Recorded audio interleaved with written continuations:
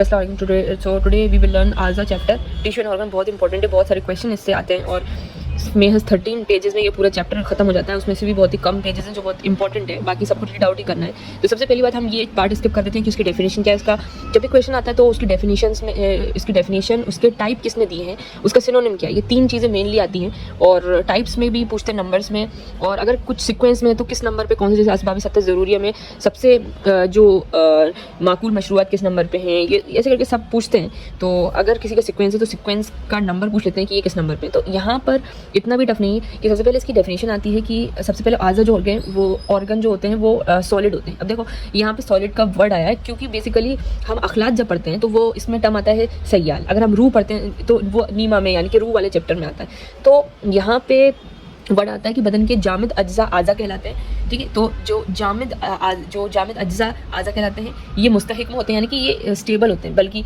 ऐसा नहीं कि ये हवा की तरह उड़ रहे हों या अखलाक की तरह बह रहे हों। तो ये स्टेबल होते हैं। तो और इनके दो टाइप्स होते हैं, मुफरद और मुरक्कब। और इसमें मुफरद के अलग अलग नाम है, इससे क्वेश्चन आते हैं डेफिनेटली, और जो मुरक्कब है उससे। तो यहाँ पे क्वेश्चन बन सकता है कि आज़ा मुफरद को क्या क्या कहते हैं। अब इसको घुमा के भी दे सकते हैं। तो इसमें है कि बसीदा जो है क्या होता है, आज़ा बसीदा क्या होता है, नसीज क्या होता है, असलिया क्या होता है। तो इस पूरे टर्म को ही वो हटा के आपको दूसरा जो है इसका सिनोनिम दे के पूछ सकते हैं। और बिल्कुल सिंपल सी बात है कि आज़ा मुफरदा को असलिया बोलते हैं, बसीत बोलते हैं, नसीज बोलते हैं, मुतशाबिहतुल अज्जा बोलते हैं, ठीक है। तो ये सारे इसके टर्म से सिनोनिम से, बस इसी से 3-4 नाम से इसका क्वेश्चन आता है। फिर दूसरा आता है आज़ा मुरक्कब। आज़ा मुरक्कब जो होते हैं उसको आज़ा आलिया बोलते हैं। तो सबसे पहले पढ़ते हैं कि मुफरद क्या होता है। मुफरद में ये होता है कि कोई भी जो भी आज़ा है, ये पहली बात तो एक बेस लाइन है, यानी कि यहीं से हर चीज़ बनेगी, और फिर जब ये सारी चीज़ें मिल जाएंगी तो एक मुरक्कब चीज़ बन जाएगी।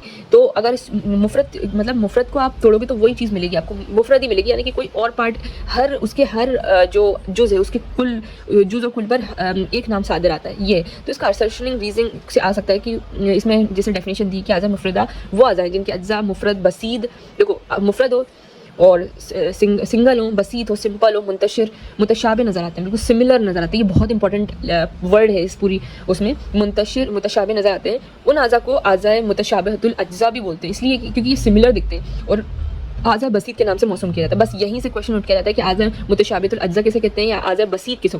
तो आप सोचोगे ये नया टर्म नहीं, ये एक्चुअली इतना सिंपल सा है कि आज़ा मुफरद है और ये किसका क्लासिफिकेशन है, आज़ा का क्लासिफिकेशन। इसलिए इसलिए कि इनके जुज़ और कुल पर एक नाम सादर आता है। बस यहीं से असर्शनिंग रीजनिंग शुरू हो जाती है कि वो आज़ा जिनके जुज़ जो अज्जा है मुफरद और बसीद और मुतशाबिह नज़र आते हैं, क्योंकि रीज़न दे सकते हैं क्योंकि उनके जुज़ और कुल पर एक नाम सादर आता है। तो ये सारे क्वेश्चन आ सकते हैं। और दूसरा इन्होंने आखिरी में दे दी कि उज़्व मुफरद को नसीज भी कहा जाता है। तो ये एक इसके सिनोनिम्स, तो याद रखो सिनोनिम्स, उसकी डेफिनेशन के एक एक वर्ड इंपॉर्टेंट है।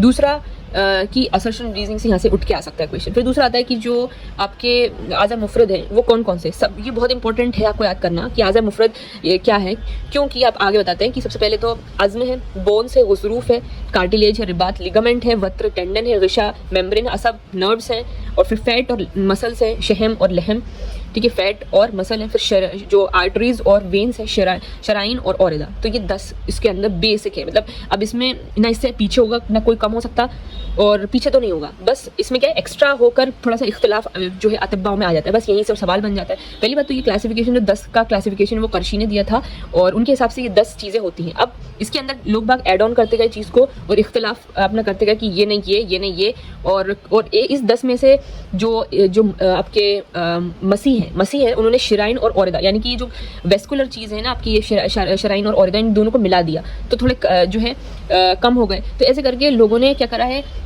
कि इसके अंदर एड ऑन चीज़ करी है, और जो मजूसी थे, मसीह थे, उन्होंने शराइन और औरदा को एक ही माना। तो यहाँ पे सबसे पहले करशी का क्लासिफिकेशन देख लो कि यहाँ पे उन्होंने 10 नंबर, याद रखो करशी ने 10 का क्लासिफिकेशन दिया था, उसमें ये सारे आ गए, ठीक है। अब दूसरा क्लासिफिकेशन जो था वो दिया था मसीह मजूसी ने। तो दोनों ने, मसीह और मजूसी दोनों एक साथ नाम आता है, तो इन दोनों ने क्या है साथ में मिलकर बोला कि 13 है। तो जो मसीह और मजूसी है उन्होंने क्या बोला कि जो 10 थे वो तो थे ही आपके असाब, गुज़रूफ और वत्र, रिबात, लहम, शहम, शराइन, असाब और शराइन और ये सारी 10 चीज़ें तो थी ही।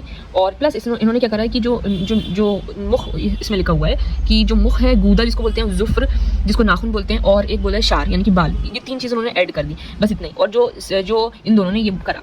प्लस जो मसीह थे उन्होंने फर्दर ये बोला कि ये जो हमने 3 चीज़ें ऐड करी हैं वो तो ठीक है, लेकिन जो 10 चीज़ें पहले थी ना उसमें से शरैन और औरदा को मैं एक ही मानता हूँ, यानी कि इन दोनों को एक ही मानता हूँ। तो उन्होंने जो अबू सैल मसीह है उनके हिसाब से ये जो थे 12 हो गए, और मजूसी के हिसाब से 13 थे।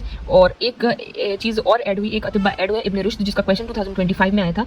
ये क्वेश्चन था कि अकॉर्डिंग टू इब्न रुश्द आज़ाए मुतशाबिहतुल अज्जा आर फॉलोइंग। तो उन्होंने ये क्वेश्चन किया था कि उनके अकॉर्डिंग क्या है आज़ाए आपको देखो अभी आज़ाए मुतशाबिह, उन्होंने क्यों नहीं बोला मुफरद या फिर बसीत, उन्होंने बोला आज़ाए मुतशाबिहतुल अज्जा क्या होता है, आपको पता है कि वो सब मुफरद के नाम है। तो उनके हिसाब से ये जो टर्म है वो कितने हैं उनके हिसाब से। तो अब ये तो मिर्रा सौदा जिल्द और रूह इसका आंसर सही है, ठीक है। उनके अकॉर्डिंग ये जो है उन्होंने ये ऐड ऑन किया था, तो इसके हिसाब से वो 14 हो जाती है। यहीं से आया कि जो करशी थे 10 का बताया था कि जो अज़्म व रिबात वत्र शासब लहम शहम शरैन और ये 10 थे। मजूसी मसीह अगर दोनों का नाम साथ आता है तो इट इज़ 13। अगर सिर्फ मसीह की बात करें तो मसीह ने क्या करा था, ये वैसे जो शरैन और उनको एक कर दिया था तो 12 हो गए थे। इब्न रुश्द ने 14 करा था, उसमें जिल्द मिर्रा सौदा सफरा और रूह ऐड कर दी थी। तो ये चीज़ें थी। अब आज़ाए मुफरदा में सबसे पहला जो था अज़्मा था। अज़्मा आपको पता है कि जो हेकल जो आपको पता है कि याद है कि सख्त होते हैं और ये सारी चीज़ों को कवर करते हैं, सपोर्ट स्ट्रक्चर देते हैं और ये सारी चीज़ें इसके अंदर सख्त होते हैं ये बेसिकली। तो ये जितनी अपनी जो पुरानी बातें हैं वो सारी इसके अंदर आ जाती हैं कि जो आपका उस रईज़ कल फेफड़े दिमाग उन सबको प्रोटेक्ट करते हैं स्कल, तो ये सारी चीज़ें इसके अंदर आ जाती हैं। तो आप रीड आउट कर लीजिए एक बार। फिर इसमें हाँ, इसमें जो पिछली बार क्वेश्चन पूछा था आँख के बारे में पूछा था कि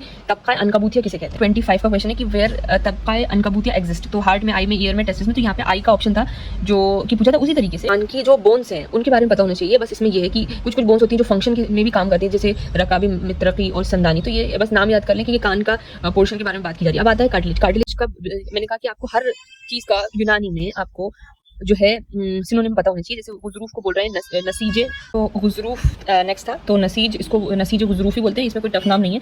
अज़्म का तो नसीज अज़मी था, इसका गुज़रूफी है तो ईजी। रिबात का, हाँ रिबात का नाम क्योंकि डिफरेंट है तो ये बिल्कुल आता है, और इसमें रिबात का नाम है नसीज वासिल। देखो रिबात याद रखो, राब्ता करवाने वाले, यानी कि दोनों को जोड़ने वाले। तो यहाँ पे जो लिगामेंट है इसको बोलते हैं रिबात को। नसीज वासिल, इसके अलग अलग नाम होते हैं, तन तो काब, ये सारी चीज़ें जोड़ने की, पकड़ने की, ये सारे नाम इसके आते हैं। वासिल नाम इसका आता है। तो ये इसमें ये एक पॉइंट था कि ये बिल्कुल नर्व की तरह सफ़ेद चमकदार होते हैं। तो ये क्वेश्चन आ सकता है कि कैसे इसको मुशाबहत कैसे दिखने में कैसे लगते हैं। तो ये आसाब की तरह लगते हैं। दूसरा और एक स्टेटमेंट और दूसरा मुनाफे, तो ये एक हड्डी को दूसरी हड्डी से बांधने का में इसको पता है अपन को, ये तो पता ही है कि लिगामेंट एक bone to bone is ligament. तो अच्छा लेकिन इसमें खास बात ये कि इसमें अल्लामा नफीस ने एक स्टेटमेंट दे दिया था कि क्या होता है कि रिबात और आसाब दोनों शाख दर शाख, मतलब जैसे शाख दर शाख के साथ कुछ जो जाला होता है ना वो रेशे होकर खाना दार जाल बना देते हैं, मतलब एक जाल बना देते हैं ये रिबात और आसाब, नर्व्स और जो आपका लिगामेंट है, जिसकी दरमियानी अब जो इनकी जो स्पेस बीच में जो बचते हैं, जाले में जो जगह बचती है आपको दिखती है, तो वो जो खला होती है वो जो लहम अजली जो मसल है वो जाके भरा हुआ होता है। यानी कि एक समझ लो एक जाल बना दिया आपने, रस्सी का जाल बना दिया, रस्सी यानी कि रिबात, और तो बीच में अजली भरा हुआ होता है, इसी तरह एक अजला बन जाता है। तो ये अल्लामा नफीस का कॉल है, इसको याद रखा जाए कि इसमें जो रिबात इसके नाम इंपॉर्टेंट है, सिनोनिम उसका जो उसकी मुशाबियत दी है आसाब जैसा लगता है देखने में। और फिर उसके बाद दूसरा इसमें से तीसरा MCQ बनता है अल्लामा नफीस का स्टेटमेंट।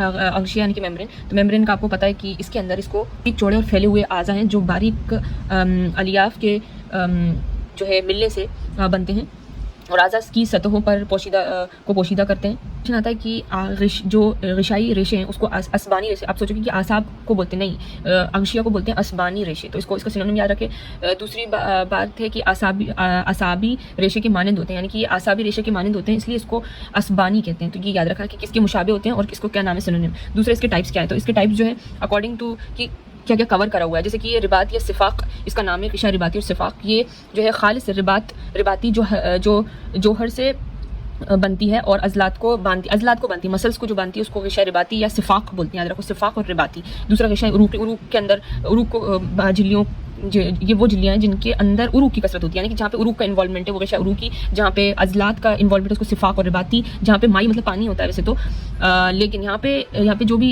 हाँ प्लूरल मेम्ब्रेन है, पेरिटोनियम है और आपकी है ना ग़िशा रेवी और ओमेंटम जिसको बोलते हैं, और बार बतून वगैरह मुखाती जो भी म्यूकस है, तो वहाँ पे ग़िशा माई है, और ग़िशा मुफस्सली मतलब आपको पता है जॉइंट जो साइनोवियल मेम्ब्रेन होते हैं वहाँ